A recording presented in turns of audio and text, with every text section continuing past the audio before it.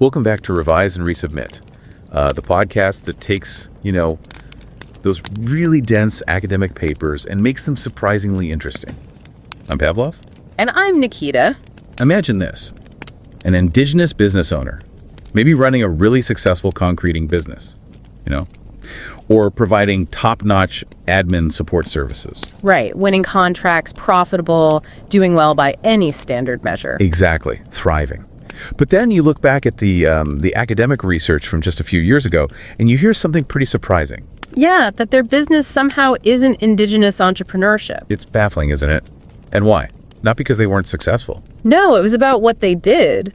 The old thinking was, well, if your business wasn't explicitly about preserving culture or directly helping a remote community, or using traditional knowledge like art or tours. and it just didn't fit the definition, it fell outside this very narrow box. And the huge gap between successful indigenous businesses actually operating and how theory saw them, that's really the puzzle this research tackles head on. It is, and it's landmark research because of it. So today, we're going to explore that research. This conversation is really a summary of the arguments and evidence in the paper, Rethinking Indigenous Entrepreneurship. And we should stress, this isn't just some opinion piece.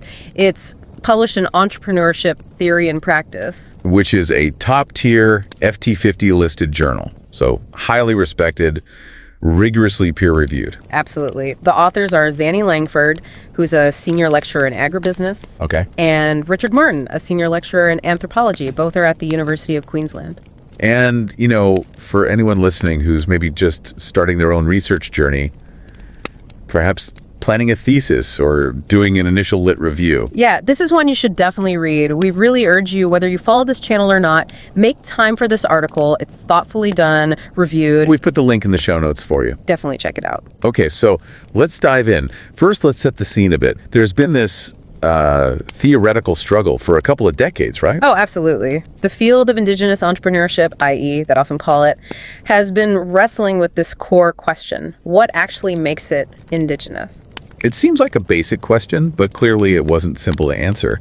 Not at all. And for a long time, the dominant approach was what the authors call the criterial approach. Criterial, like a checklist. Exactly like a checklist. Yeah. Academics, policymakers, they kind of started with this fixed idea of what an indigenous business should be, often based on, specific examples they'd seen, maybe high-profile ones. And what was on this checklist? What were the criteria? Well, they were pretty specific. Things like needing to show a community focus or some kind of collective approach. Okay. Often, the business had to visibly use indigenous knowledge, culture, and heritage. The authors shortened that to IKCH. IKCH. So that's the art, the cultural tours, maybe land management practices. Precisely. So if you were, say, a sole trader doing accounting or running that concreting business we mentioned. You just didn't tick the boxes. You didn't tick the boxes. Mm-hmm. And, looking at this critically, this approach had a serious downside. How so? It risked imposing what the authors term essentialist stereotypes. It kind of forced this incredibly diverse group of entrepreneurs into conforming to one specific image. Yes, often a sort of settler construct of indigeneity, as they put it. If your main goal was commercial success, making a profit, employing your family, you were often seen as just doing mainstream entrepreneurship. Implying you somehow weren't being authentically indigenous in your business. That was the implication, yeah. Which is incredibly limiting. Wow. Okay, so clearly that static checklist wasn't working. The authors saw a need for a big shift. A different way to think about it. It really did. And their key idea, their main theoretical pivot, is about changing the fundamental question. Okay. Instead of asking, does the business look indigenous? Focusing on those expressions of indigeneity. The cultural symbols, the activity. Right. They said we need to look at entrepreneurial responses to indigenous context. Responses to context. What does that mean exactly? It means asking, how is this entrepreneur strategically reacting to the specific challenges, the specific opportunities that exist because they are indigenous in that particular place and time? So it's about their situation, their reality. Yeah. The unique policy landscape, maybe, or historical factors? Exactly. Things that non-indigenous entrepreneurs just don't face in the same way. Their strategy, whether it's purely commercial or something else, is seen as an active, adaptive response to those structural conditions. So it shifts the focus from a fixed identity to to their agency, their choices. Precisely, from static characteristics to dynamic economic agency. It's a really important shift. That makes a lot more sense theoretically. But if that old checklist approach was so flawed, why did it stick around for so long? Like 2 decades, you said. Yeah, that's a great question, and it brings us straight to the methodology. This is where the paper really lands its punch. Okay. The reason the old theory was so persistent, so sticky, was that the research itself was overwhelmingly dominated by case studies. Case studies, like in-depth looks at individual businesses. Exactly. About 66%, 2/3 of the published papers in the field were qualitative case studies. Why is that a problem if you're trying to understand a whole sector? Well, it creates a huge risk of what we call selection bias. Meaning, researchers tend to pick the examples that fit their existing ideas. You got it. They go study the remote community enterprise or the cultural tourism operator because that's what they were looking for. And surprise, surprise, it confirmed their theory that IE equals culture or community benefit. But they were missing, well, potentially everything else. They were missing the vast majority of what was actually happening on the ground. All those thousands of contractors, consultants, sole traders operating commercially. So the authors knew they needed a different approach to see the whole picture. What did they do? They went big. They bypassed the case study trap and used statistics, a massive exploratory statistical analysis. How massive are we talking? Their database included 19,530 Indigenous enterprises across Australia. 19,000. Wow. Where did they get data on that many businesses? This is key.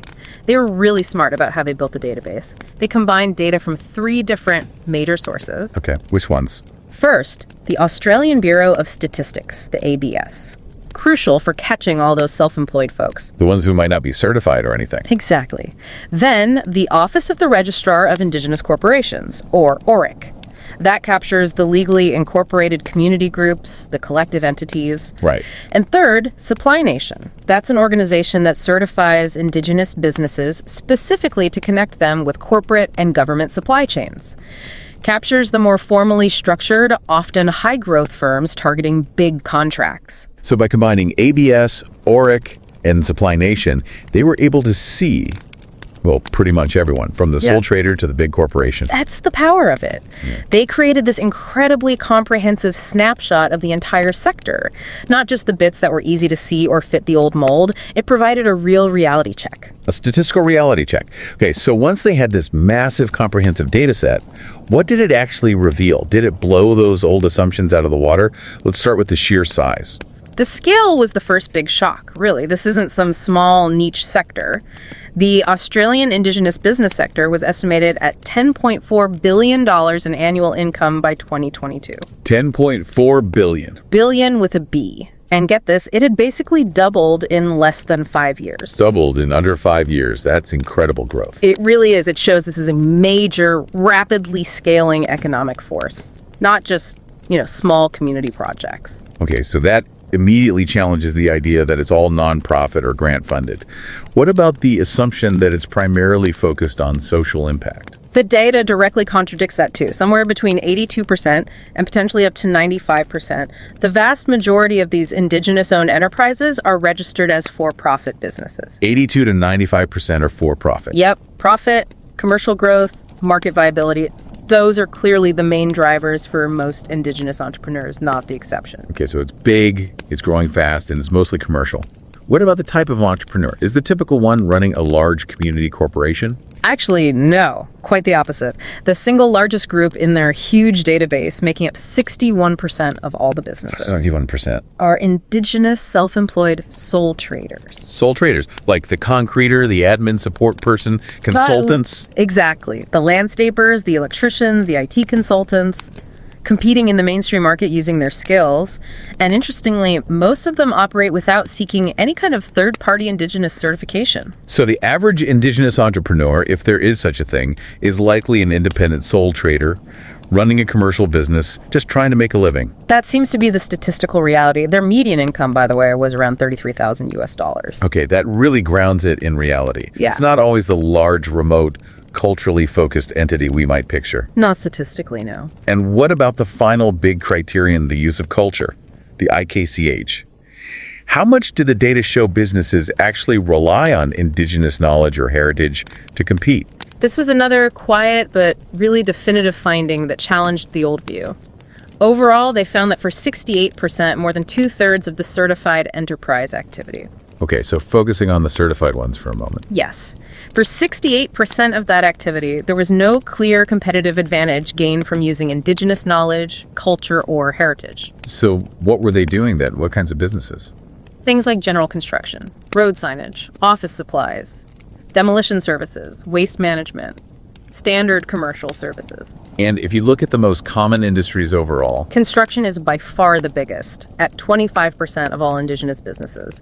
Then comes healthcare and social assistance at 11%. so not necessarily the land-based or culture-based enterprises we might have assumed were dominant. Not at all. It means you really can't define the sector by what it sells because most of it looks like standard economic activity. Which forces us back to the author's main point. If you can't define it by a static checklist of activities or cultural content. Then you have to define it by the strategic context. How are they responding? Okay, so this brings us to their new framework. They proposed a typology, right? A way to categorize this diversity they found. Exactly. And it's a really useful way to think about it. They identified 4 main categories, but they're based on the contextual driver the entrepreneurs are strategically responding to, not on the business activity itself. Okay, let's walk through them. What's the first and biggest group? That's the indigenous self-employed, that huge 61% we talked about. Right. Their strategy. It's basically a response to needing self-employment and seeing a market demand for their skills construction, admin, consulting, whatever it is. They're integrating into the wider commercial world, using their expertise to compete. Simple as that, often. Makes sense. What's the second category? You said this one really highlights the contextual shift. It really does. This is the indigenous procurement suppliers. They make up about 13% of the enterprises in the data. Procurement suppliers. So they're selling to government or big companies. Precisely. And crucially, their existence and strategy are largely driven by specific policies, indigenous procurement policies or IPPs. So policies that set targets for sourcing from indigenous businesses. Exactly. These policies create unique market opportunities, especially in sectors like mining, defense, and government contracting. So you might have a large indigenous-owned demolition firm winning multi-million-dollar defense contracts through an IPP. They might not use any IKCH at all in their demolition work. Right, it's just demolition. But their business, their growth, their whole strategy is profoundly and uniquely indigenous because they are leveraging that specific indigenous-focused policy context. The context defines them as IE, not the activity. Wow. Okay, that completely flips the old definition. Yeah. A big construction firm is indigenous entrepreneurship, not because of what it builds, but because it's strategically using an indigenous policy ecosystem to grow. That's the core insight. It moves away from maybe romanticized ideas about culture towards recognizing sophisticated adaptive market strategies in response to specific structural conditions. Okay, powerful example. What's the third group in their typology? The third is community-based indigenous corporations. They're about 7% of the total. Now, this group sounds a bit more like the ones that fit the old criteria, maybe. They do seem closer, yes. They often manage communal assets, respond to community needs, might operate in remote areas. Many are registered charities. How does the new contextual lens see them? It sees their activities as a strategic response, too. A response to things like communal land ownership, specific grant funding environments, or historical disadvantage that necessitates collective action to manage resources or deliver services. It's still about agency and strategy within their context, not just an inherent cultural trait. It reframes even the familiar examples. Okay, and the final category. Number 4 is the indigenous goods and services vendors, making up about 6%. And these are? Their strategy is explicitly about responding to market demand for IKCH. So these are the cultural tourism operators, the artists, the people selling cultural awareness training. Exactly. They're leveraging their unique access to indigenous knowledge, culture, and heritage because there's a growing consumer and institutional market for it. They use their culture as a competitive advantage. So they fit the old model in a way, but they're seen as just one strategic response among several, not the only valid one. Precisely. They're an important part of the picture, about 6%, but only one slice of this much larger, much more diverse sector. Looking at those 4 groups, self-employed, procurement suppliers, community core, IKCH vendors, you really see the breadth. They've captured the complexity. They have. And the unifying thread isn't what they do, but how they strategically engage with the specific challenges and opportunities arising from their indigenous context. That makes them all valid forms of indigenous entrepreneurship. So the big takeaway then, especially for someone new to researching this area, is really about focusing on that entrepreneurial agency, right? Absolutely. It's about studying how indigenous people are adapting, using strategy, sometimes purely commercial, sometimes community-focused, sometimes policy-driven, rather than trying to measure them against some static external idea of what their culture should look like in business. And thinking about the real world, this perspective must have policy implications too. Oh, definitely. A major one. Because the data clearly shows most of these businesses, 82 to 95%, are for-profit. Right. Policymakers can't just assume that awarding a big contract, say through an IPP, to that demolition supplier will automatically lead to social benefits or lots of indigenous jobs down the line. Just because the owner is indigenous doesn't guarantee those specific outcomes. Exactly. The research implies that if policymakers want those specific outcomes, like indigenous employment targets or community investment, then the policy itself needs to mandate them. It has to be explicit. Set targets, monitor them, enforce them. Yes. You can't just rely on the ownership status and hope the desired social benefits magically appear. The policy needs clear objectives and accountability based on this statistical reality, not just good intentions. That's a really clear, practical message from the data. It makes me wonder, thinking more broadly, are there other groups of entrepreneurs we tend to misunderstand? That's a fantastic closing thought. You know, what other categories of maybe unconventional entrepreneurs, maybe women entrepreneurs in certain fields, or rural entrepreneurs, perhaps immigrant entrepreneurs, are we also constraining? Are we misrepresenting them by focusing too much on one aspect of their identity, instead of appreciating their complex strategic responses to their own unique contexts? It's very possible. These authors argue we need to embrace the messiness of real entrepreneurial life. If we do that, maybe we can stop forcing diverse groups into neat little boxes and start appreciating the incredible adaptability and strategic thinking they use to succeed against the odds. A really powerful thought to end on. Definitely encourages looking beyond the surface level in any research. And don't forget to subscribe to Revise and Resubmit on Spotify and Apple Podcasts. Until next time, keep those minds curious, keep questioning, and keep revising and resubmitting.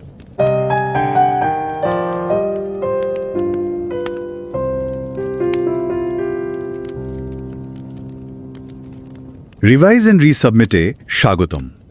আমি Pavlov. আর আমি নিকিতা। আচ্ছা, এই যে অস্ট্রেলিয়ার আদিবাসী ব্যবসার জগৎ, আমরা হয়তো একরকম ভাবি, তাই না? মানে হয়তো খুব কমিউনিটি কেন্দ্রিক, বা ধরুন সংস্কৃতি, ঐতিহ্য এসব আঁকড়ে থাকা কোনো উদ্যোগ। ঠিক, মাথায় একটা ছবি ভাসে, কিন্তু যখন প্রায় 19,500 ব্যবসার তথ্য একসাথে আসে সামনে, তখন ছবিটা কিন্তু বেশ অন্যরকম হয়ে যায়। তাই নাকি? কতটা অন্যরকম?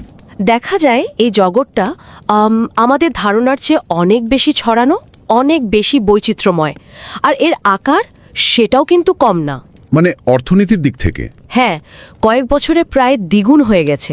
এখন প্রায় 10.4 বিলিয়ন অস্ট্রেলিয়ান ডলারের একটা খাত। এটা ভাবা যায়? 10 বিলিয়ন ডলার, বিশাল ব্যাপার তো। ঠিক তাই। আর এই যে বিপুল বৈচিত্র্য, এই যে বিশাল আকার, এটাই কিন্তু প্রচলিত অনেক ধারণাকে প্রশ্নের মুখে ফেলে দেয়। আজকের আলোচনাটা মূলত এই বিষয়টাকে নিয়ে। আমরা একটা দারুণ গবেষণাপত্র নিয়ে কথা বলবো। এটা ছাপা হয়েছে এন্টারপ্রেনারশিপ থিওরি অ্যান্ড প্র্যাকটিস জার্নালে। ওহ, এটা তো খুবই নামকরা জার্নাল, FT50 তালিকাভুক্ত, তাই না? একদম। একাডেমিক জগতে এর একটা বিশেষ গুরুত্ব আছে, খুবই মর্যাদাপূর্ণ একটা জার্নাল। আর প্রবন্ধটার শিরোনামও বেশ ভাবাচ্ছে, রিথিঙ্কিং ইন্ডিজিনাস এন্টারপ্রেনারশিপ, আদিবাসী উদ্যোক্তা ব্যাপারটা নিয়ে নতুন করে ভাবা। কারা লিখেছেন এটা? এটা লিখেছেন ইউনিভার্সিটি অফ কুইন্সল্যান্ডের দুজন গবেষক, জ্যানি ল্যাংফোর্ড, তিনি senior lecturer, school of agriculture and food সাস্টেইনেবিলিটিতে। আচ্ছা। আর অন্যজন হচ্ছেন রিচার্ড মার্টিন, উনি স্কুল অফ সোশ্যাল সায়েন্সের সিনিয়র লেকচারার, আর শীঘ্রই সেন্টার ফর নেটিভ টাইটেল অ্যানথ্রোপোলজির ডিরেক্টর হচ্ছেন। বাহ, দুজনের ভিন্ন ভিন্ন ফিল্ডের অভিজ্ঞতা নিশ্চয়ই গবেষণাটাকে অন্য মাত্রা দিয়েছে। অবশ্যই। যারা এই আলোচনাটা শুনছেন, তাদের কাছে একটা ছোট্ট অনুরোধ, আপনারা এই চ্যানেল ফলো করুন বা নাই করুন, প্লিজ একটু সময় করে মূল গবেষণাপত্রটা পড়ে দেখবেন। হ্যাঁ, এটা কিন্তু খুব জরুরি। অত্যন্ত যত্ন করে লেখা আর খুব কঠোর পিয়ার রিভিউ হয়ে তারপর পাবলিশ হয়েছে। লিঙ্কটা আমরা শো নোটসে দিয়ে দেব। আচ্ছা, আজকের আলোচনাটা আমরা কাদের কথা ভেবে সাজিয়েছি? আমরা আসলে ভেবেছি যারা একাডেমিক রিসার্চের জগতে একদম নতুন, হয়তো সবে নিজের গবেষণা শুরু করতে চলেছেন, তাদের কথা। ভালো আইডিয়া। আমাদের চেষ্টা থাকবে এই পেপারটার মূল থিওরি, মানে তত্ত্বটা কি কি ডেটা ব্যবহার করা হয়েছে, পদ্ধতিটা কেমন ছিল, এগুলো যতটা সম্ভব সহজ করে বলা। একদম, মানে টেকনিক্যাল জার্গন এড়িয়ে গিয়ে গবেষণার ভেতরের প্রক্রিয়াটা ধরিয়ে দেওয়া, তাই তো? ঠিক তাই, যাতে একটা আইডিয়া পাওয়া যায় যে একাডেমিক রিসার্চ আসলে কিভাবে কাজ করে। দারুণ। তাহলে চলুন শুরু করা যাক। প্রথমে একটু ব্যাকগ্রাউন্ডটা বোঝা দরকার, মানে প্রেক্ষাপটটা। আদিবাসী উদ্যোক্তা নিয়ে গবেষণা তো আগে থেকেই হচ্ছে, তাই না? হ্যাঁ, গত প্রায় 2 দশক ধরেই এই ফিল্ডটা বেশ বেড়েছে, কিন্তু একটা বড় চ্যালেঞ্জ ছিল, সেটা হলো সংজ্ঞা নিয়ে। মানে কাকে ঠিক আদিবাসী উদ্যোক্তা বলা হবে বা তার বৈশিষ্ট্য কি হবে, এটা নিয়ে বেশ বিতর্ক ছিল। ও আচ্ছা, সংজ্ঞাতেই সমস্যা। হ্যাঁ, মানে একটা বেশ চালু ধারণা ছিল, গবেষকরা যেটাকে বলছেন ক্রাইটেরিয়াল অ্যাপ্রোচ, মানে কিছু নির্দিষ্ট নির্ণায়ক বা বৈশিষ্ট্য দিয়ে বাঁধা। কি রকম বৈশিষ্ট্য? যেমন মনে করা হতো আদিবাসী ব্যবসা মানেই সেটা হবে কমিউনিটির জন্য, মানে সম্প্রদায় কেন্দ্রিক, তাদের নিজেদের সংস্কৃতি, ঐতিহ্য, জ্ঞান এগুলো ব্যবহার করবে। আচ্ছা। তারপর উদ্দেশ্য হবে সামাজিক কল্যাণ, মানে সোশ্যাল বেনিফিট, আর অবশ্যই পরিবেশের যত্ন নেবে, মানে পরিবেশ বান্ধব হবে। বেশ কতগুলো শর্ত। এমনকি কিছু গবেষক এটাও বলতেন যে ব্যবসাগুলো এই বৈশিষ্ট্য নেই, ধরুন যেগুলো শুধু লাভের জন্য চলছে, সেগুলোকে নাকি আদিবাসী ব্যবসাই বলা ঠিক না। বলেন কি? তার মানে তো একটা গণ্ডি টেনে দেওয়া হচ্ছে। ঠিক তাই, এই ধরনের বাধা ধরার সংজ্ঞা কিন্তু বেশ কিছু সমস্যা তৈরি করে। প্রথমত, আদিবাসী মানুষদের অভিজ্ঞতা তো বিশাল বৈচিত্র্যময়, তাই না? সবার ব্যবসার ধরন তো এক হবে না, এই সংজ্ঞা সেটা ধরতে পারে না। ঠিক। দ্বিতীয়ত, এটা ওই পুরনো স্টিরিওটাইপ বা একপেশে ধারণাগুলোকে আরও জোরদার করে। আর তৃতীয়ত, এটা আদিবাসীরা কি ধরনের ব্যবসা করতে পারবে সেটার উপর একটা অদৃশ্য সীমা টেনে দেয়। আর এটার প্রভাব নিশ্চয়ই পলিসিতেও পড়ে। অবশ্যই, সরকারি নীতি বা বিভিন্ন সাপোর্ট প্রোগ্রাম প্রায়শই এই সীমিত ধারণার উপর ভিত্তি করেই তৈরি হয়। ফলে যারা এই ছাঁচে পড়েন না, তারা হয়তো সুযোগ থেকে বঞ্চিত হন। তাহলে এই গবেষণাপত্রটা এই সমস্যার সমাধান কিভাবে করছে? তাদের মূল যুক্তিটা কি? এখানেই আসল ব্যাপারটা। গবেষকরা একটা নতুন প্রস্তাবনা দিচ্ছেন। তারা নৃবিজ্ঞানী ফ্রান্সিসকা মেরল্যানের একটা আইডিয়া কাজে লাগাচ্ছেন। মেরল্যান বলেছিলেন, আদিবাসী পরিচয়কে শুধু কতকগুলো ফিক্সড বৈশিষ্ট্যের নিরিখে দেখলে চলবে না। তাহলে কিভাবে দেখতে হবে? দেখতে হবে পারিপার্শ্বিক বৃহত্তর সমাজের সাথে তাদের সম্পর্কের নিরিখে, মানে রিলেশনাল বা কনটেক্সচুয়াল অ্যাপ্রোচ। আদিবাসী পরিচয় তো স্থির কিছু নয়, এটা বদলায়, পরিস্থিতির সাথে সম্পর্কিত। ইন্টারেস্টিং। তার মানে একজন উদ্যোক্তা কতটা আদিবাসী বৈশিষ্ট্য দেখাচ্ছেন, হ্যাঁ, সেটার চেয়ে বেশি গুরুত্বপূর্ণ হলো তিনি তার চারপাশের পরিস্থিতি, মানে চ্যালেঞ্জ বা সুযোগ, সেগুলোর সাথে কিভাবে মানিয়ে নিচ্ছেন, তার কৌশলগত সাড়া বা স্ট্র্যাটেজিক রেসপন্সটা কি। বুঝেছি। ফোকাসটা বৈশিষ্ট্যের প্রকাশে নয়, বরং প্রেক্ষাপটে ব্যবহৃত কৌশলের ওপর। একদম ঠিক, এই পেপারটা এটাই বলছে। আদিবাসী উদ্যোক্তাদের সংজ্ঞায়িত করা উচিত তাদের পারিপার্শ্বিক চ্যালেঞ্জ ও সুযোগের প্রতি তাদের কৌশলগত প্রতিক্রিয়া দিয়ে, কিছু নির্দিষ্ট আদিবাসী বৈশিষ্ট্য কতটা প্রকাশ পেল তা দিয়ে নয়। তার মানে ফোকাসটা হবে আদিবাসী কনটেক্সটে বা প্রেক্ষাপটে তাদের স্ট্র্যাটেজিগুলো বোঝা, ব্যবসার মধ্যে ইন্ডিজেনাস আইডেন্টিটির প্রকাশ খোঁজা নয়। এক্স্যাক্টলি, এতে দুটো জিনিস একসাথে আসছে। একদিকে ইন্ডিজিনাস স্টাডিজের যে গভীর পার্ব, অন্যদিকে এন্টারপ্রেনিয়রশিপ স্টাডিজের কনটেক্সচুয়ালাইজেশন মুভমেন্ট। এই মুভমেন্টটা কি নিয়ে? এটার মূল কথা হলো, উদ্যোক্তা মানেই শুধু সিলিকন ভ্যালির মডেল নয়। পৃথিবীর বিভিন্ন জায়গায় ভিন্ন ভিন্ন প্রেক্ষাপটে উদ্যোক্তারা কিভাবে কাজ করেন, তাদের কৌশল কি, সেটা বোঝা জরুরি। মানে কনটেক্সট বা প্রেক্ষাপটকে গুরুত্ব দেওয়া। বেশ যুক্তিযুক্ত। আচ্ছা, এই যে প্রচলিত ধারণাকে চ্যালেঞ্জ করা হলো বা নতুন অ্যাপ্রোচের কথা বলা হলো, এর পেছনে নিশ্চয়ই শক্ত ডেটা আছে। মানে কিভাবে তারা এত বড় একটা ছবি আঁকলেন, পদ্ধতিটা কি ছিল? হ্যাঁ, এটাই পেপারটার অন্যতম শক্তি। সাধারণত এই ধরনের স্টাডিতে কি হয়, কয়েকটা কেস স্টাডি করা হয় বা কিছু ইন্টারভিউ নেওয়া হয়। কিন্তু এখানে গবেষকরা সেটা করেননি। তারা একটা বিশাল ম্যাসিভ ডেটা সেট ব্যবহার করেছেন পুরো সেক্টরটাকে বোঝার জন্য। তারা অস্ট্রেলিয়ার 19,530টা আদিবাসী মালিকানাধীন ব্যবসার ডেটাবেস তৈরি করেছেন। 19,500? এত ডেটা কোত্থেকে পেলেন? 3টে প্রধান উৎস থেকে ডেটা একত্র করা হয়েছে। প্রথমত অস্ট্রেলিয়ান ব্যুরো অফ স্ট্যাটিস্টিক্স বা এবিএস এর সেন্সাস ডেটা, যারা আদমশুমারিতে নিজেদের আদিবাসী এবং ব্যবসার মালিক বা ডিরেক্টর বলেছেন। আচ্ছা। দ্বিতীয়ত office of the registrar of indigenous corporations, সংক্ষেপে ওআরআইসি। এরা হলো বিশেষ আইনের অধীনে রেজিস্টার্ড আদিবাসী কর্পোরেশন। এগুলো প্রায়শই কমিউনিটি ভিত্তিক গ্রুপগুলো ব্যবহার করে। আর তৃতীয় উৎস? তৃতীয়টা হলো সাপ্লাই নেশন। এটা অস্ট্রেলিয়ার সবচেয়ে বড় আদিবাসী ব্যবসা সার্টিফিকেশন সংস্থা। এরা সরকারি বা কর্পোরেট কেনাকাটায় প্রকিউরমেন্টে আদিবাসী ব্যবসার সুযোগ করে দেয়। বোঝা গেল 3 রকম উৎস থেকে ডেটা নেওয়া হয়েছে। কিন্তু এই বিপুল ডেটা অ্যানালাইসিস করলেন কিভাবে? নতুন রিসার্চারদের জন্য এটা জানা খুব দরকারি। এখানে তারা একটা ইন্ডাকটিভ বা আরোহী পদ্ধতি নিয়েছেন। ইন্ডাকটিভ মানে কি? হলো তারা আগে থেকে কোনো থিওরি বা হাইপোথেসিস ঠিক করে সেটা প্রমাণ করতে যাননি, বরং তারা প্রথমে এই বিশাল ডেটাটা সংগ্রহ করেছেন, ক্লিন করেছেন, সাজিয়েছেন, তারপর এর মধ্যে প্যাটার্ন খুঁজেছেন। ও, ডেটা থেকে শুরু করে একটা সিদ্ধান্তে পৌঁছানো। ঠিক। ডেটা অ্যানালাইসিস করে যে প্যাটার্নগুলো বেরিয়ে এসেছে তার ভিত্তিতে তারা তাদের ফাইন্ডিং বা সিদ্ধান্তগুলো তৈরি করেছেন। এটা ডিডাকটিভ বা অবরোহী পদ্ধতির উল্টো, যেখানে আগে থিওরি থাকে, পরে ডেটা দিয়ে টেস্ট করা হয়। ইন্টারেস্টিং। তাহলে এই বিশাল ডেটা অ্যানালাইসিস করে কি পাওয়া গেল? ওই যে শুরুতে বলছিলেন প্রচলিত ধারণাগুলো, সেগুলোর কি হলো? ফাইন্ডিংসগুলো কিন্তু খুবই ইন্টারেস্টিং। এক কথায় বললে ডেটা পরিষ্কার দেখাচ্ছে যে আদিবাসী ব্যবসা নিয়ে আমাদের যে চালু ধারণাগুলো আছে, কমিউনিটি কেন্দ্রিক, পরিবেশ বান্ধব, সংস্কৃতি নির্ভর, সামাজিক প্রভাব, এগুলো আসলে পুরো ছবিটার একটা খুব ছোট অংশ মাত্র। বেশিরভাগ ক্ষেত্রে মেলে না। একদমই না। যেমন ধরুন কমিউনিটি ভিত্তিক ব্যবসার ধারণাটা, মোট ব্যবসার মাত্র 7% হল ওআরআইসি রেজিস্টার্ড কর্পোরেশন। এরাই হয়তো কমিউনিটি কেন্দ্রিক হওয়ার সম্ভাবনা রাখে। মাত্র 7%? তাহলে বাকিরা? বাকিদের মধ্যে সবচেয়ে বড় গ্রুপ কোনটা জানেন? 61%। এরা হলো সোল ট্রেডার, একক মালিকানার ব্যবসা, যাদের অন্য কোনো কর্মীই নেই। 61%? তার বেশিরভাগই ছোট ব্যক্তি উদ্যোগ। হ্যাঁ, নিজেদের কর্মসংস্থান বা বাজারের চাহিদা অনুযায়ী তৈরি হওয়া ব্যবসা। আর ওই যে পরিবেশ বা ভূমির সাথে সংযোগের ধারণাটা?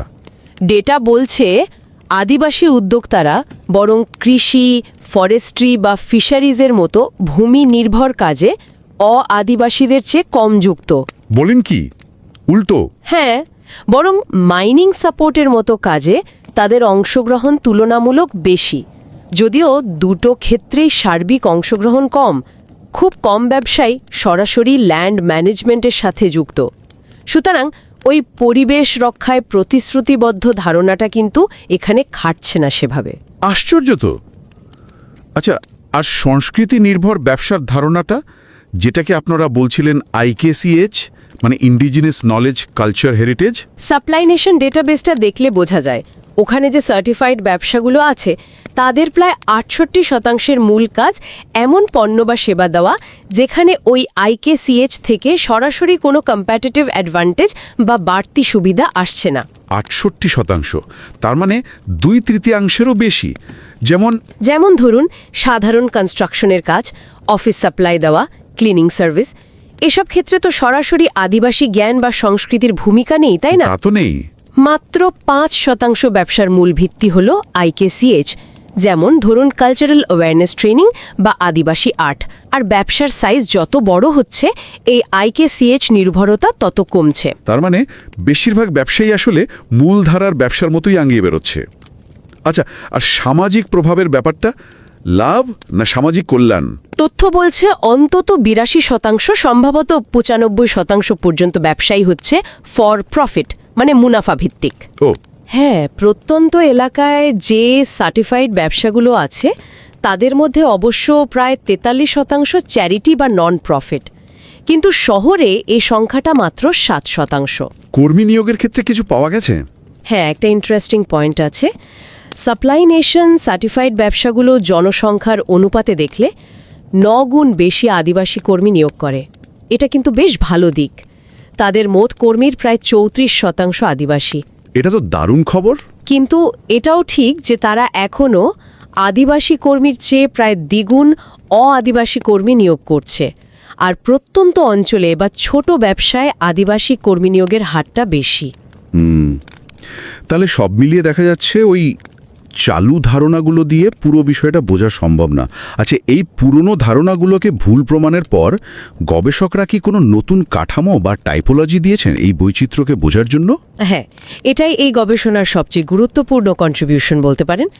তারা শুধু সমালোচনা করেই থামেননি, তারা ওই কনটেক্সচুয়াল অ্যাপ্রোচের ভিত্তিতে, মানে পারিপার্শ্বিক চালিকা শক্তি কনটেক্সচুয়াল ড্রাইভার্স আর উদ্যোক্তাদের কৌশল এন্টারপ্রেনিউরিয়াল স্ট্র্যাটেজিজ, এর ওপর ভিত্তি করে 5টা ধরনের ব্যবসার একটা টাইপোলজি বা প্রকারভেদ প্রস্তাব করেছেন। 5টা ধরন? আচ্ছা, সেগুলো কি কি একটু বুঝিয়ে বললে ভালো হয়। নিশ্চয়ই। প্রথম ধরনটা হলো আদিবাসী স্বনিযুক্ত বা ইন্ডিজিনাস সেলফ এমপ্লয়েড। এরাই সংখ্যায় সবচেয়ে বেশি, প্রায় 61%। ওহ, অর্ধেকেরও বেশি। হ্যাঁ, এরা মূলত একাই ব্যবসা চালান, কোনো কর্মী নেই, বেশিরভাগেরই কোনো থার্ড পার্টি সার্টিফিকেশনও নেই। এরা বিভিন্ন ইন্ডাস্ট্রিতে আছেন, কনস্ট্রাকশন, হেলথ কেয়ার, ট্রান্সপোর্ট, নানা রকম। এদের মোটিভেশন কি? মূলত নিজেদের কাজের সংস্থান করা অথবা বাজারের সাধারণ চাহিদা মেটানো। ডেটা বলছে এদের আয় অ-আদিবাসী স্বনিযুক্তদের চেয়ে কিছুটা কম। আচ্ছা, দ্বিতীয় ধরনটা কি?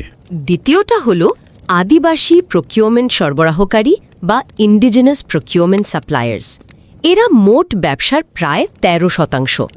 এদের মূল চালিকা শক্তি হল সরকারের বা বড় কোম্পানির আদিবাসী ক্রয় নীতি বা ইন্ডিজিনাস প্রকিউরমেন্ট পলিসি। মানে ওই পলিসিগুলোর সুযোগ নেওয়া। ঠিক তাই।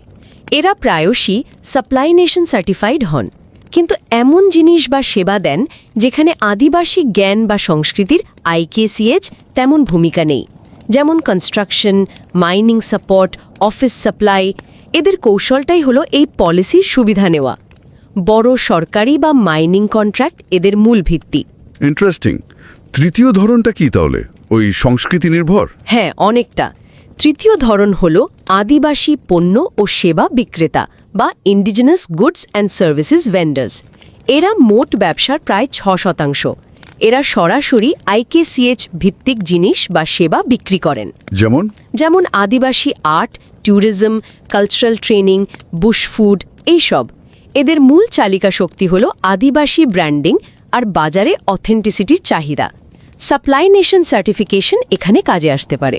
আচ্ছা, আর চতুর্থ ধরন? চতুর্থ ধরনটা হলো আদিবাসী কমিউনিটি এন্টারপ্রাইজ বা ইন্ডিজিনিয়াস কমিউনিটি এন্টারপ্রাইজেস। এরা মোট ব্যবসার প্রায় 7%। এরা প্রায়শই ORIC-র অধীনে রেজিস্টার্ড হয়, মানে কমিউনিটি বা গোষ্ঠীর পক্ষ থেকে চলে। এরাই কি তাহলে নন প্রফিট বেশি? হ্যাঁ, অনেকেই চ্যারিটি হিসেবে কাজ করে। কমিউনিটির সম্পদ, যেমন ল্যান্ড রাইটস থেকে পাওয়া জমি বা কমিউনিটির প্রয়োজন থেকে এদের উৎপত্তি, সরকারি গ্রান্ট বা কমিউনিটিতে সেবা দেওয়ার সুযোগ এদের চালায়। বেশ, তাহলে 5 নম্বরটা কি? শেষ বা পঞ্চম ধরনটা হল অপ্রত্যয়িত কর্মীসহ উদ্যোগ বা আনসার্টিফাইড এন্টারপ্রাইজেস উইথ এমপ্লয়িজ। এরাও প্রায় 13%। এদের কর্মী আছে, কিন্তু এরা সাপ্লাই নেশন বা ORIC-র মতো কোনো সংস্থার দ্বারা সার্টিফাইড নয়। তার মানে এরা সাধারণ ব্যবসার মতোই? হ্যাঁ, এরা বৃহত্তর মার্কেটে অন্যদের মতোই কম্পিট করে। এদের ব্যবসার কৌশল ঠিক কী বা আদিবাসী পরিচয় এদের ব্যবসায় কতটা প্রভাব ফেলে সেটা নিয়ে আরও গবেষণা দরকার বলে গবেষকরা মনে করেন। এই যে 5টা ধরন বললেন, এটা শুনেই বোঝা যাচ্ছে আগের ধারণাগুলোর চেয়ে এটা কত বাস্তব আর জটিল। আচ্ছা, এই যে কনটেক্সচুয়াল অ্যাপ্রোচ বা প্রেক্ষাপটের নিরিখে দেখার চেষ্টা, এর আসল তাৎপর্যটা কি? কেন এটা জরুরি? এর বেশ কয়েকটা জরুরি দিক আছে। প্রথমত এই অ্যাপ্রোচটা আদিবাসী উদ্যোক্তাদের শুধু সংস্কৃতির ধারক হিসেবে দেখে না, বরং তাদের দেখে সক্রিয় এজেন্ট হিসেবে। মানে তারা শুধু পরিস্থিতির শিকার নন, তারা নিজেরা কৌশল তৈরি করেন, সুযোগ কাজে লাগান, চ্যালেঞ্জ মোকাবেলা করেন। তাদের এজেন্সি বা নিজেদের সিদ্ধান্ত নেওয়ার ক্ষমতাকে গুরুত্ব দেওয়া হচ্ছে। একদম, তাদের এন্টারপ্রেনিউরিয়াল এজেন্সিকে স্বীকৃতি দেওয়া হচ্ছে। দ্বিতীয়ত, এটা আদিবাসী ব্যবসার যে অমূল্যায়ন বৈচিত্র্য সেটাকে স্বীকার করে, ওই সংকীর্ণ বাঁধাধরা সংজ্ঞার খোলস থেকে বের করে আনে। ফলে সব ধরনের উদ্যোক্তাকে আলোচনার মধ্যে আনা যায়। যেমন ওই প্রকিউরমেন্ট সাপ্লায়ার্সদের কথা বলছিলেন, তারা হয়তো ট্রেডিশনাল ব্যবসা করছেন না, কিন্তু তারাও তো অস্ট্রেলিয়ার সমাজে আদিবাসী হিসেবে চিহ্নিত এবং আদিবাসীদের জন্য তৈরি পলিসির সুযোগ নিচ্ছেন। এটাও তো একটা কনটেক্সচুয়াল স্ট্র্যাটেজি, তাই না? প্রচলিত সংজ্ঞায় তারা হয়তো বাদ পড়ে যেতেন। ঠিক। আর তৃতীয়ত, এই অ্যাপ্রোচটা আদিবাসী উদ্যোক্তাদের ওপর থেকে ওই তাদেরকে এভাবেই ব্যবসা করতে হবে এই অদৃশ্য চাপটা কমায়, তাদের ইনোভেশন, তাদের ব্যবসায়িক বুদ্ধিমত্তাকে সম্মান জানায়। বিষয়টা পরিষ্কার হলো। আচ্ছা, এই পুরো আলোচনা থেকে বিশেষ করে নতুন গবেষকদের জন্য কি মূল শিক্ষা বা টেক অ্যাওয়ে থাকতে পারে? আমার মনে হয় বেশ কয়েকটা গুরুত্বপূর্ণ বিষয় আছে। প্রথমত, গবেষণার ক্ষেত্রে আগে থেকে থাকা অনুমান বা প্রিকনসিভড আইডিয়ার ওপর ভরসা না করে আসল ডেটা বা তথ্যের ওপর নির্ভর করাটা যে কতটা জরুরি সেটাই পেপারটা খুব ভালোভাবে দেখিয়েছে। ডেটা ড্রিভেন হওয়া আর কি। হ্যাঁ। দ্বিতীয়ত, পদ্ধতির দিক থেকে দেখলে শুধু কেস স্টাডি বা কোয়ালিটেটিভ ডেটার উপর নির্ভর না করে বড় স্কেলের কোয়ান্টিটেটিভ ডেটা অ্যানালিসিসের গুরুত্ব বোঝা। আবার দুটোকে একসাথে ব্যবহার করতে পারলে তো আরও ভালো। আর পরিচয়ের ব্যাপারটা? হ্যাঁ, ওই যে ইন্টারসেকশনালিটি বা পরিচয় বহুস্তরীয়তা। একজন উদ্যোক্তা শুধু আদিবাসী নন, তিনি একই সাথে গ্রামীণ, শহরে, নারী, পুরুষ, ছোট বড় ব্যবসায়ী, সামাজিক মুনাফা কেন্দ্রিক, এরকম অনেক পরিচয়ের অধিকারী হতে পারেন। শুধু একটা পরিচয়ে ফোকাস করলে পুরো ছবিটা পাওয়া যায় না। তাহলে ফোকাসটা কোথায় হওয়া উচিত? ফোকাস হওয়া উচিত উদ্যোক্তাদের কৌশল বা স্ট্র্যাটেজি এবং তাদের এজেন্সি বোঝা। মানে তারা তাদের নির্দিষ্ট পরিস্থিতিতে কিভাবে কাজ করছেন, কি করছেন, কেন করছেন, আর ভবিষ্যতের গবেষণার জন্য কিছু আইডিয়াও পাওয়া যায়। যেমন এই বৈচিত্র্যকে গ্রহণ করা, মানে অজানা অপ্রচলিত আদিবাসী ব্যবসাগুলোকেও জানা। সাফল্যকে শুধু টাকার অঙ্কে না মেপে উদ্যোক্তার নিজের লক্ষ্যের নিরিখে দেখা। আর ব্যবসার জগতের যে জটিলতা, মানে যাকে বলে মেসিনেস, সেটাকেও স্বীকার করা। পলিসি মেকারদের জন্য কোনো বার্তা আছে কি এই গবেষণায়? অবশ্যই, এবং খুব স্পষ্ট বার্তা। প্রথমত, নীতি নির্ধারকদের বুঝতে হবে যে অস্ট্রেলিয়ার আদিবাসী ব্যবসা খাতটা ভীষণ ডাইভার্স। এটা শুধু কমিউনিটি অর্গানাইজেশন বা প্রকিউরমেন্ট সাপ্লায়ারদের মধ্যে আটকে নেই। বিরাট সংখ্যক আনসার্টিফাইড ব্যবসাও আছে যাদের হয়তো অন্যরকম সাপোর্ট দরকার। আর ওই যে সামাজিক সুবিধা পাওয়ার আশা? হ্যাঁ, ওটা অটোমেটিক ধরে নেওয়া একদম ঠিক না। মানে আদিবাসী মালিকানাধীন হলেই যে ব্যবসাটা সামাজিক ভালো করবে, পরিবেশ বাঁচাবে বা অনেক আদিবাসী কর্মী নেবে, এমনটা ভাবা ভুল। যদি পলিসির উদ্দেশ্য এগুলো হয় তাহলে সেটা স্পষ্টভাবে বলতে হবে, মনিটর করতে হবে, দরকার হলে এনফোর্স করতে হবে। এগুলোকে এমনিতেই হয়ে যাবে বলে ধরে নেওয়া চলবে না। একদম ঠিক। আচ্ছা, আলোচনা তো প্রায় শেষ দিকে। শ্রোতাদের জন্য কোনো শেষ ভাবনা বা চিন্তার খোরাক রেখে যেতে চান? হ্যাঁ, একটা প্রশ্ন মনে আসছে যেটা হয়তো শুধু আদিবাসী উদ্যোক্তা নয়, যে কোনো নির্দিষ্ট পরিস্থিতিতে থাকা সব উদ্যোক্তার ক্ষেত্রেই ভাবার মতো। বলুন। প্রশ্নটা হলো, যখন আমরা কোনো একটা বিশেষ গোষ্ঠীর উদ্যোক্তাদের হোক, তারা আদিবাসী বা নারী বা অভিবাসী বা অন্য কেউ, তাদের বুঝতে চাই, সাপোর্ট করতে চাই, তখন তাদের কিছু অন্তর্নিহিত বা অপরিবর্তনীয় সাংস্কৃতিক বৈশিষ্ট্যের উপর জোর না দিয়ে যদি আমরা তাদের নির্দিষ্ট পারিপার্শ্বিক চ্যালেঞ্জ আর সুযোগের প্রতি তাদের যে অনন্য কৌশলগত প্রতিক্রিয়াগুলো, ইউনিক স্ট্র্যাটেজিক রেসপন্সেস, সেগুলোর ওপর বেশি ফোকাস করি, তাহলে কি আমরা তাদের পোটেনশিয়াল বা সম্ভাবনাকে আরও ভালো করে বুঝতে পারবো, আরও কার্যকরভাবে সাপোর্ট করতে পারবো? দারুণ একটা প্রশ্ন। এটা সত্যি ভাবার মতো। মানে ফোকাসটা তারা কে থেকে সরিয়ে তারা কি করছেন এবং কেন করছেন এর দিকে নিয়ে যাওয়া। হ্যাঁ, এই দৃষ্টিভঙ্গিটা কি আমাদের আরও ভালো পলিসি বা সাপোর্ট প্রোগ্রাম ডিজাইন করতে সাহায্য করবে? এটা একটা বড় প্রশ্ন।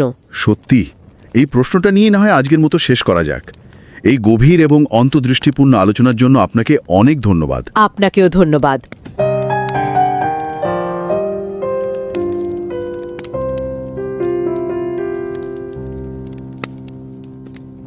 नमस्कार।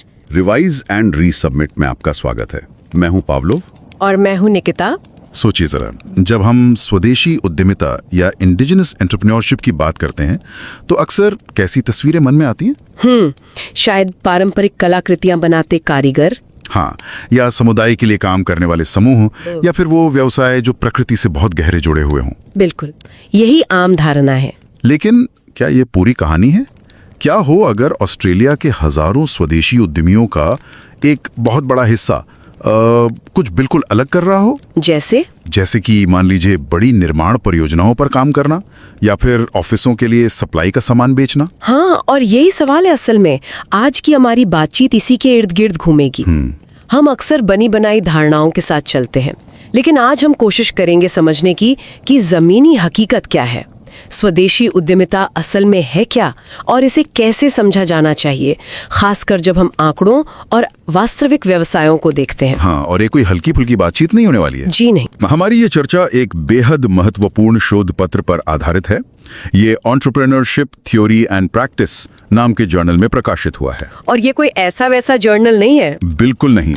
ये बताना जरूरी है कि ये एक FT50 लिस्टेड जर्नल है, मतलब अकादमिक दुनिया में, खासकर बिजनेस और मैनेजमेंट के क्षेत्र में, इसे दुनिया के टॉप 50 जर्नल्स में गिना जाता है। जी, तो इसमें छपना ही अपने आप में एक बहुत बड़ी बात है, शोध की गुणवत्ता का प्रमाण है। और इस गहन शोध पत्र के लेखक हैं जेनी लैंगफर्ड, जो यूनिवर्सिटी ऑफ क्वींसलैंड के school of agriculture and food sustainability से हैं, और रिचर्ड मार्टिन, जो उसी विश्वविद्यालय के स्कूल ऑफ सोशल साइंस से हैं। हम सभी सुनने वालों से, चाहे वे इस चैनल के सब्सक्राइबर हों या नहीं, ये जरूर कहना चाहेंगे कि अगर इस विषय में रुचि है तो प्लीज समय निकालकर इस बहुत ही विचारशील और कठोर समीक्षा प्रक्रिया से गुजरे लेख को जरूर पढ़ा जाए। हाँ, इसका लिंक हमने शो नोट्स में दे दिया है। खास तौर पर अगर कोई एकेडमिक शोध की दुनिया में नया है या अपनी रिसर्च यात्रा बस शुरू ही करने वाला है, हाँ, उनके लिए तो ये पत्र एक बेहतरीन उदाहरण है। कैसे?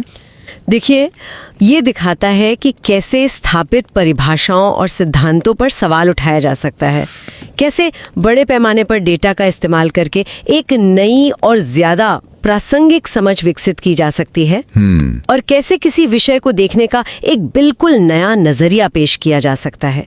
इस मामले में लेखकों ने ऑस्ट्रेलिया के लगभग 20,000 स्वदेशी व्यवसायों के डेटाबेस का विश्लेषण किया है। 20,000? ये तो सच में बहुत बड़ा काम है। जी।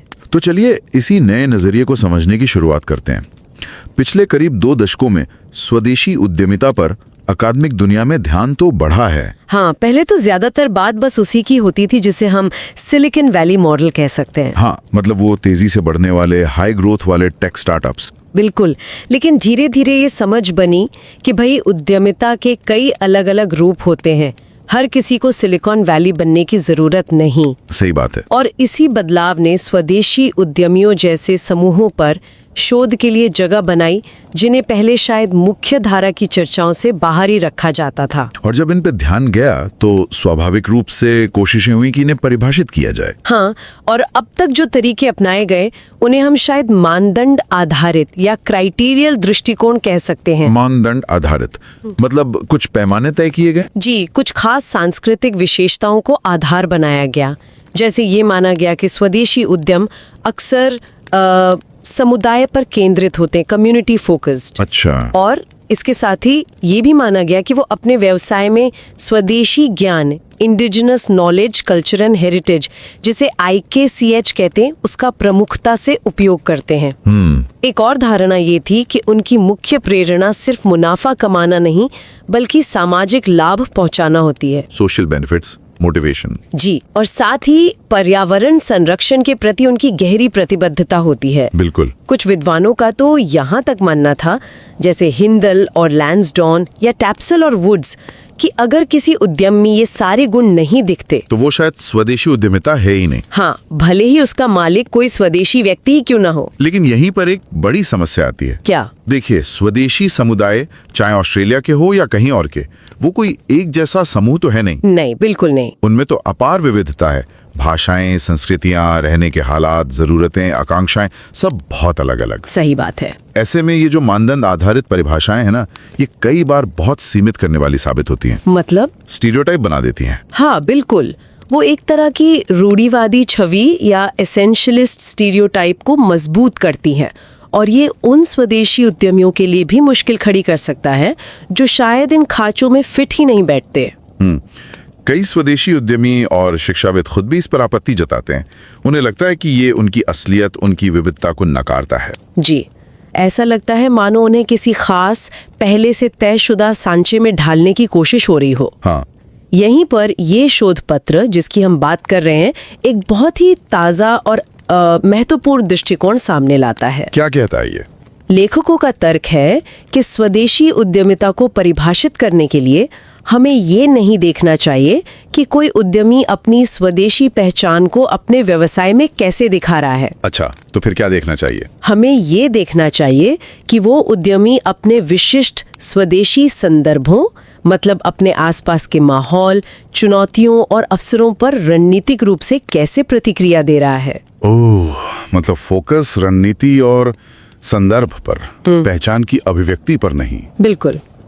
Strategic response to indigenous contexts, ये है कुंजी। ये तो सोचने का एक बिल्कुल अलग तरीका है। मतलब ये देखना कि वो अपने हालात का सामना कैसे कर रहे हैं, न कि वो कितने पारंपरिक दिख रहे हैं। सही पकड़ा। तो इस नए नजरिए को परखने के लिए शोधकर्ताओं ने क्या तरीका अपनाया? जाहिर है ये सिर्फ एक विचार तो नहीं होगा। नहीं, बिल्कुल नहीं।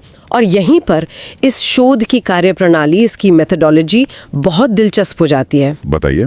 देखिए, इस क्षेत्र में ज्यादातर जो शोध हुए हैं, करीब 2/3 वो व्यक्तिगत व्यवसायों के केस स्टडीज पर आधारित होते हैं। केस स्टडीज, हाँ, वो तो काफी कॉमन है। और वो हमें किसी एक व्यवसाय के बारे में बहुत गहरी जानकारी दे भी सकते हैं, लेकिन उनमें एक खतरा रहता है जिसे कहते हैं चयन पूर्वाग्रह या सिलेक्शन बायस। सिलेक्शन बायस मतलब ये कि शोधकर्ता अनजाने में या जानबूझकर उन्हीं व्यवसायों को चुन सकता है जो उसकी पहले से बनी धारणाओं से मेल खाते हों। अच्छा, तो मतलब अगर हम सिर्फ कला बेचने वाले या समुदाय केंद्रित उद्यमों की केस स्टडी करें तो हम शायद यही मान लेंगे कि सारी स्वदेशी उद्यमिता ऐसी ही होती है। बिल्कुल, आप वही देखेंगे जो आप देखना चाहते हैं या जो आसानी से दिख जाता है। इसी बायस से बचने के लिए इस पत्र में केस स्टडी का रास्ता नहीं अपनाया गया। तो फिर क्या किया गया? इसके बजाय शोधकर्ताओं ने ऑस्ट्रेलिया में 19,530 स्वदेशी स्वामित्व वाले व्यवसायों के एक बहुत बड़े डेटाबेस का सांख्यिकीय विश्लेषण किया। 19,000 से ज्यादा व्यवसाय? ये तो वाकई बहुत बड़ा डेटा सेट है। जी हाँ, ये हमें किसी एक या दो उदाहरण के बजाय पूरे क्षेत्र की एक ज्यादा व्यापक, ज्यादा वस्तुनिष्ठ तस्वीर देता है। और ये कोई छोटा मोटा क्षेत्र भी नहीं है, बल्कि आंकड़े तो कुछ और ही कहानी बता रहे हैं। इसी शोध से जुड़े आंकड़ों के अनुसार ऑस्ट्रेलिया में स्वदेशी व्यापार क्षेत्र का कुल राजस्व 2018 में करीब 4.9 बिलियन ऑस्ट्रेलियन डॉलर था, और 2022 तक बढ़कर 10.4 बिलियन हो गया। मतलब 5 साल से भी कम समय में दुगना। वाह, ये तो जबरदस्त ग्रोथ है ना? और ये क्षेत्र लगभग 70,000 लोगों को रोजगार भी देता है। 71,000? हाँ, जिनमें से करीब 27,600 स्वदेशी लोग हैं। तो ये सिर्फ सांस्कृतिक महत्व का विषय नहीं है, ये ऑस्ट्रेलिया की अर्थव्यवस्था का एक महत्वपूर्ण और तेजी से उभरता हुआ हिस्सा है। बिल्कुल, ये आंकड़े ही अपने आप में बहुत कुछ कहते हैं। अच्छा, तो ये इतने बड़े और विविध क्षेत्र का डेटा आया कहाँ से? ये 19,000 व्यवसायों की जानकारी इकट्ठा करना तो आसान नहीं रहा होगा। नहीं, बिल्कुल आसान नहीं था। इसके लिए लेखकों ने 3 मुख्य डेटा स्रोतों को मिलाया। कौन कौन से? पहला तो था ऑस्ट्रेलियन ब्यूरो ऑफ स्टैटिस्टिक्स, मतलब ऑस्ट्रेलिया का राष्ट्रीय सांख्यिकी कार्यालय। यहाँ से उन व्यवसाय मालिकों का डेटा मिला जिन्होंने खुद को स्वदेशी के रूप में पहचाना था। ठीक है। दूसरा स्रोत था office of the registrar of indigenous corporations या ORIC। ये खास सरकारी संस्था है जो विशेष रूप से स्वदेशी समुदायों के लिए बनाए गए निगमों का पंजीकरण और निगरानी करती है। ये अक्सर समुदाय आधारित होते हैं। Okay, community corporations. और तीसरा सप्लाई नेशन। ये ऑस्ट्रेलिया में स्वदेशी व्यवसायों को प्रमाणित करने वाली सबसे बड़ी गैर सरकारी संस्था है। सप्लाई नेशन, इनका नाम सुना है। ये सर्टिफाई करते हैं कि बिजनेस वाकई इंडिजिनस ओन्ड है। हाँ, कम से कम 51%। और इनका प्रमाणीकरण अक्सर सरकारी और कॉरपोरेट खरीद नीतियों, प्रोक्योरमेंट पॉलिसीज के लिए जरूरी होता है, जिनके तहत स्वदेशी व्यवसायों को ठेके देने में प्राथमिकता मिलती है। अच्छा, तो इन तीनों अलग अलग स्रोतों, जनगणना डेटा, सामुदायिक पंजीकरण और बाजार प्रमाणीकरण को मिलाकर एक ज्यादा मुकम्मल तस्वीर बनाने की कोशिश की गई। बिल्कुल, और शोध का मुख्य लक्ष्य यही था, इन हजारों व्यवसायों के आंकड़ों की रोशनी में ये जांचना कि क्या वो पुरानी मानदंड आधारित परिभाषाएं, जैसे समुदाय केंद्रित होना, IKCH का उपयोग, सामाजिक लाभ, पर्यावरण, हाँ, क्या वो वास्तव में इस विशाल और विविध समूह पर खरी उतरती हैं?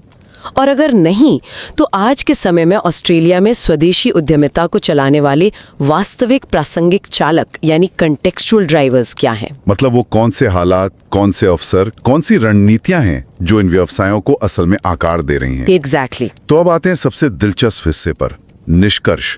क्या मिला इस बड़े डेटा विश्लेषण से? क्या वो पुरानी धारणाएं सही साबित हुई? चलिए एक एक करके उन मानदंडों को देखते हैं। पहला था समुदाय उन्मुखीकरण, कम्युनिटी ओरिएंटेशन। क्या ज्यादातर स्वदेशी व्यवसाय समुदाय केंद्रित निकले? डेटा कुछ और ही कहानी कहता है। देखिए, आंकड़ों के अनुसार केवल 7% व्यवसाय ही ORIC पंजीकृत सामुदायिक निगम है। सिर्फ 7%? हाँ, सिर्फ 7%। हालांकि ये जरूर है कि ये 7% व्यवसाय कुल राजस्व का लगभग 30% उत्पन्न करते हैं, तो आर्थिक रूप से ये काफी महत्वपूर्ण है। लेकिन संख्या के लिहाज से देखें तो वे बहुमत में बिल्कुल नहीं है। तो फिर सबसे बड़ा समूह कौन सा है? अगर समुदाय आधारित नहीं तो क्या? सबसे बड़ा समूह लगभग 61%, वो है अकेले काम करने वाले उद्यमी, सोल ट्रेडर्स। ओह, जिनका कोई कर्मचारी नहीं होता? जी हाँ, मूल रूप से स्वरोजगार वाले व्यक्ति। तो इस आधार पर यह कहना बहुत मुश्किल है कि ये क्षेत्र मुख्य रूप से समुदाय आधारित है, जैसा कि अक्सर माना जाता रहा है। ये तो काफी चौंकाने वाला है, 61% सोल ट्रेडर्स। जी। अच्छा, अब दूसरे मानदंड पर आते हैं, पर्यावरण या भूमि पर फोकस, एनवायरमेंटल लैंड फोकस। क्या स्वदेशी उद्यमी ज्यादातर जमीन, जंगल या पानी से जुड़े कामों में लगे हैं? यहाँ भी आंकड़े हमारी बनी बनाई छवि को चुनौती देते हैं। कैसे?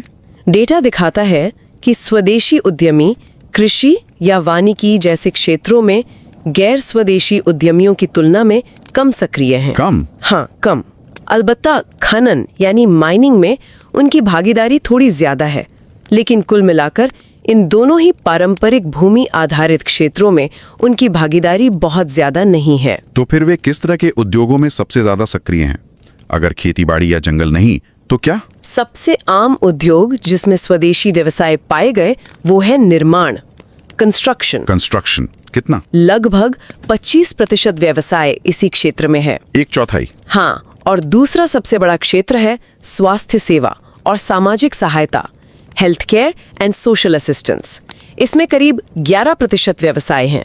अच्छा, तो वो भूमि या जल आधारित गतिविधियां जिन्हें हम अक्सर स्वदेशी व्यवसायों से जोड़ते हैं, वे वास्तव में इस पूरे क्षेत्र का एक अपेक्षाकृत छोटा हिस्सा हैं।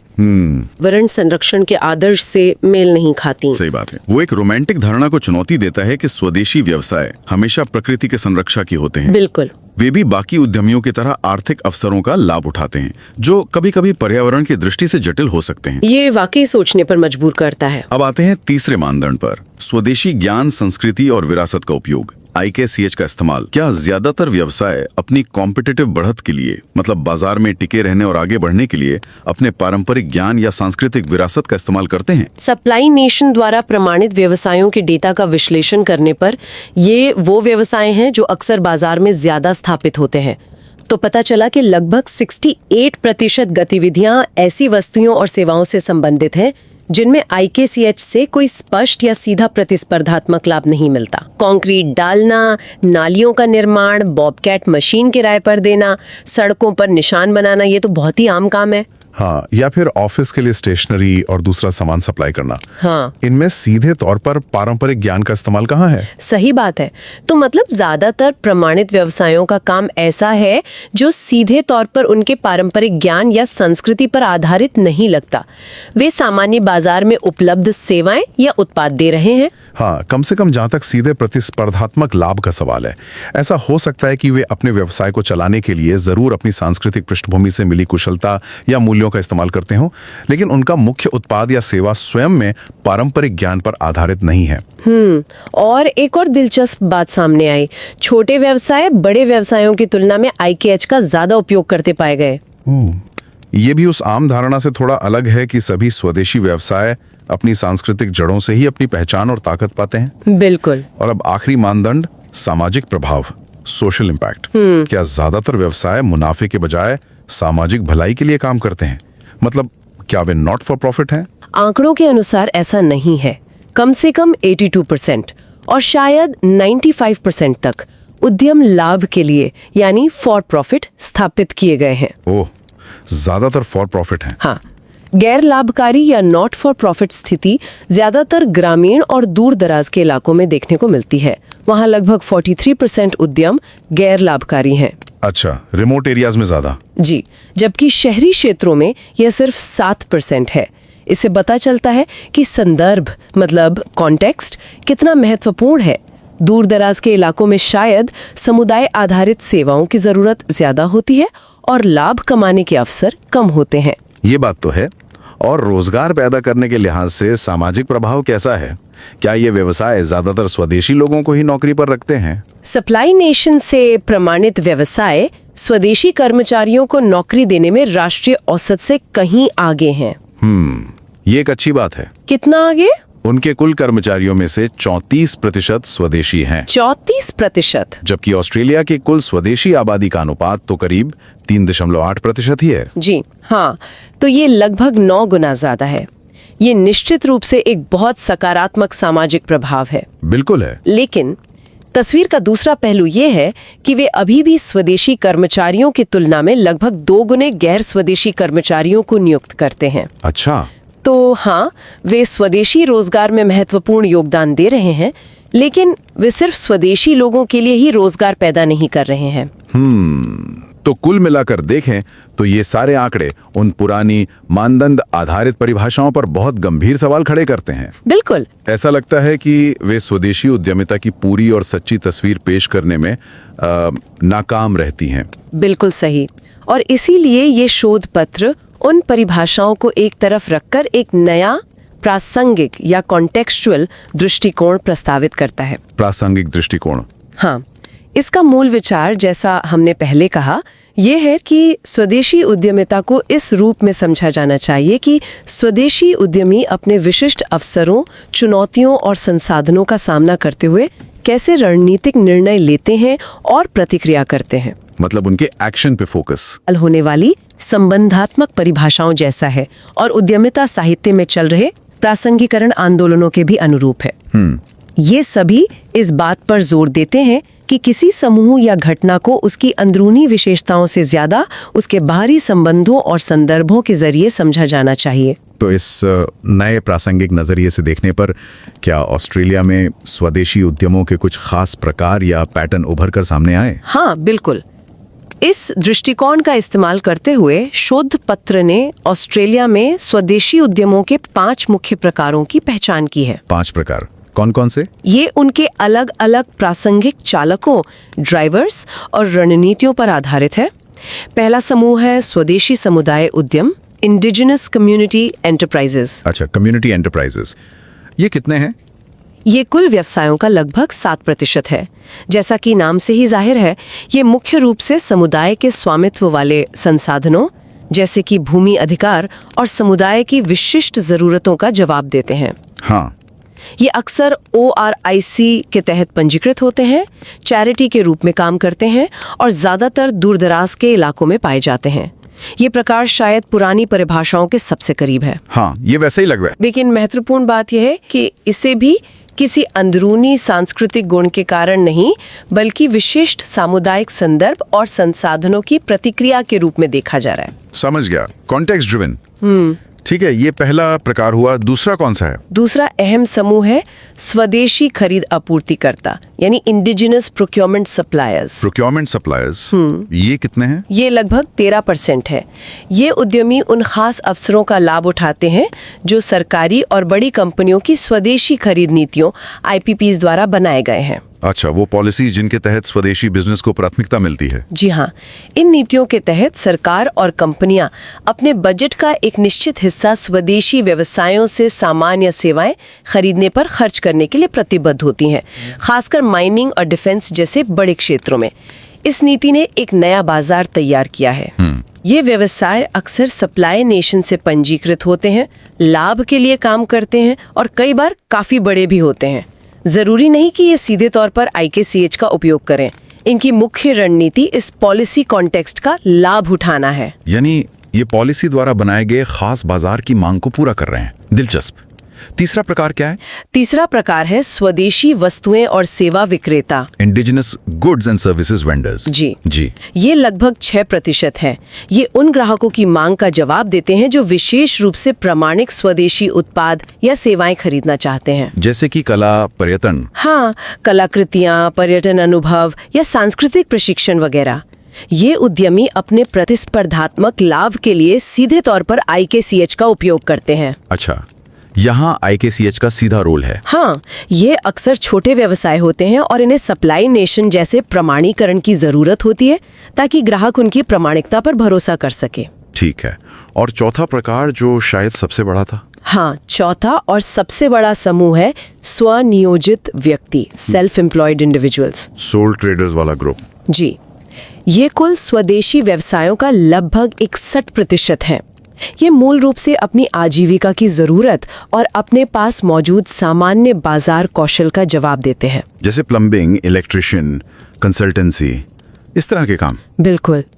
ये आमतौर पर अकेले काम करते हैं, किसी बाहरी संस्था द्वारा प्रमाणित नहीं होते और आंकड़े बताते हैं कि इनकी आय अक्सर अपने गैर स्वदेशी समकक्षों की तुलना में कम होती है। इनकी प्रेरणाओं और रणनीतियों को और गहराई से समझने की जरूरत होगी। बिल्कुल, अभी इस पर और शोध की जरूरत है। और आखिर में पांचवा प्रकार कौन सा है? पांचवा समूह है कर्मचारियों वाले अप्रमाणित उद्यम, uncertified enterprises with employees. Uncertified लेकिन एम्प्लॉइज के साथ। ये कितने हैं? ये लगभग 13% है। ये भी लाभ के लिए काम करते हैं, कर्मचारी रखते हैं, लेकिन ये सप्लाई नेशन या ऑरिजिन से किसी तीसरे पक्ष द्वारा प्रमाणित नहीं है। तो ये कहाँ ऑपरेट करते हैं? ये मुख्य रूप से व्यापक बाजार, मतलब जनरल मार्केट में प्रतिस्पर्धा करते हैं, ठीक वैसे ही जैसे कोई भी गैर स्वदेशी व्यवसाय करता है। इनकी विशिष्ट रणनीतियों और चुनौतियों को भी बेहतर ढंग से समझने के लिए और शोध की जरूरत है। ये 5 प्रकार का वर्गीकरण वाकई आंखें खोलने वाला है। ये साफ तौर पर दिखाता है कि स्वदेशी उद्यमिता कोई एक अकेली एक समान चीज नहीं है। बिल्कुल नहीं, बल्कि ये कई अलग अलग तरह की रणनीतियों, संदर्भों और प्रेरणाओं का मिलाजुला रूप है। बिल्कुल, यही इस प्रासंगिक दृष्टिकोण की खूबसूरती है। ये हमें उन रूढ़िवादी, एक ही ढरे वाली धारणाओं से आगे ले जाता है। ये सभी तरह के स्वदेशी उद्यमियों को सम्मानजनक रूप से शामिल करता है, ना कि केवल उन्हें जो हमारी पहले से बनी हुई आदर्श छवि में फिट होते हैं। सही बात है। ये उनकी अपनी निर्णय लेने की क्षमता, उनकी एजेंसी और उनके द्वारा अपने विशिष्ट संदर्भ में अपनाई गई रणनीति पर ध्यान केंद्रित करता है। हाँ। ये संस्कृति या पहचान की भूमिका को नकारता नहीं है, बल्कि उसे कई सारे कारकों में से एक मानता है। एक ऐसा कारक जिसका उपयोग रणनीतिक रूप से किया जा सकता है, लेकिन जो आवश्यक रूप से हर स्वदेशी उद्यम को परिभाषित नहीं करता। तो आज की इस चर्चा से जो मुख्य बात उभर कर सामने आई है वो ये है कि स्वदेशी उद्यमिता को केवल कुछ गिनी चुनी अंदरूनी सांस्कृतिक विशेषताओं के आधार पर परिभाषित करने की कोशिश शायद अधूरी है। जी। इसके बजाय इसे अलग अलग संदर्भों में अलग अलग चुनौतियों और अवसरों के जवाब में विकसित होने वाली विविध रणनीतिक प्रतिक्रियाओं के रूप में समझना ज्यादा महत्वपूर्ण और ज्यादा सटीक हो सकता है। हाँ, ये शोध पत्र बड़े पैमाने के डेटा का इस्तेमाल करके पुरानी, अक्सर थोड़ी रोमांटिक किस्म की धारणाओं को चुनौती देता है और स्वदेशी उद्यमिता को समझने के लिए एक नया, ज्यादा समावेशी और जमीनी हकीकत के करीब का ढांचा प्रदान करता है। ये हमें याद दिलाता है कि असलियत अक्सर हमारी बनी बनाई छवियों से कहीं ज्यादा जटिल, विविध और दिलचस्प होती है। और यहीं पर हम अपने सुनने वालों के लिए एक विचार छोड़ना चाहेंगे जिस पर वे आगे सोच सकते हैं। बिल्कुल। अगर हम उद्यमिता को, चाहे वो स्वदेशी हो या कोई और, अंदरूनी सांस्कृतिक लक्षणों के बजाय संदर्भ और रणनीति के नजरिए से देखें जी, तो इसका अलग अलग तरह के स्वदेशी उद्यमियों की मदद करने और उन्हें समर्थन देने की नीतियों और कार्यक्रमों के लिए क्या मतलब है? ये बहुत अहम सवाल है। क्या सिर्फ पारंपरिक दिखने वाले मॉडल पर ध्यान केंद्रित करके हम अनजाने में उन अवसरों को गंवा रहे हैं जो स्वदेशी व्यावसायिक गतिविधि के पूरे स्पेक्ट्रम, जैसा कि इस शोध में सामने आया है, में विकास को बढ़ावा दे सकते हैं? मतलब क्या हम सिर्फ 7% या 6% पे फोकस कर रहे हैं और बाकी बड़े हिस्से को नजरअंदाज कर रहे हैं? हाँ, उन लाखों उद्यमियों के लिए जो शायद पुरानी रूढ़ियों में फिट नहीं बैठते, जैसे कि वो 25% कंस्ट्रक्शन वाले उद्यमी या वो 61% अकेले काम करने वाले लोग, उनके लिए किस तरह के नए समर्थन या सहायता की जरूरत हो सकती है? ये बहुत महत्वपूर्ण सवाल है। इन पर नीति बनाने वालों को, सहायक संगठनों को और शायद खुद उद्यमियों को भी गंभीरता से विचार करने की जरूरत है, ताकि समर्थन सही मायने में प्रभावी और समावेशी हो सके। इस बेहद दिलचस्प और गहन विषय पर और अधिक जानने के लिए हम एक बार फिर आग्रह करेंगे कि शो नोट्स में दिए गए लिंक से पूरा शोध पत्र जरूर पढ़ा जाए। जी हाँ, ये न सिर्फ स्वदेशी उद्यमिता पर समझ को गहरा करेगा, बल्कि अकादमिक शोध कैसे दुनिया को देखने के हमारे नजरिए को बदल सकता है, इसका भी एक बेहतरीन उदाहरण प्रस्तुत करता है।